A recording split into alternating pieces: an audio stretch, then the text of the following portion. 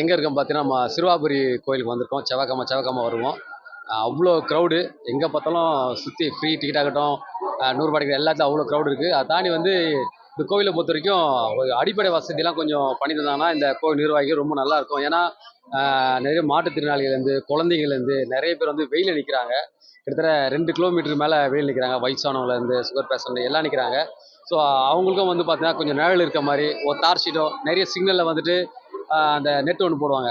So அந்த மாதிரி ஓரளவுக்கு அந்த வெயில் தெரியாத அளவுக்கு இப்போ நல்லாயிருக்கும். அப்புறம் கழிப்பற வசதி, இது பாத்ரூம் வசதிலாம் கொஞ்சம் இவ்வளோ க்ரௌடு இருக்காங்க. லேடிஸ்லாம் திடீர்னு பாத்ரூம் வந்து எங்கே போவாங்க? அது ரொம்ப ரொம்ப கஷ்டமாக இருக்கும்.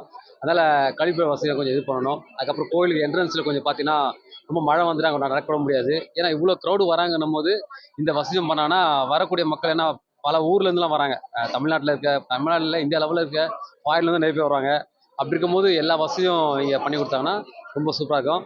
அதேமாதிரி கோயிலில் வருங்க எல்லாருக்குமே வந்து பார்த்தீங்கன்னா நிறைய வந்துட்டு சைடில் அப்படிலாம் போகிறத விட்டுட்டு இன்னைக்கு பார்த்தீங்கன்னா எவ்வளோ க்ரௌட் இருந்தாலும் க்ரௌட் நிறைய பேர் கேட்டாங்க விஐபி பாசத்துக்கு உள்ளே போகலாமான்னு. எனக்கு அப்படி கிடையாது. அந்த க்ரௌடோட சாமி வந்து வரிசையில் நின்று போனோம்.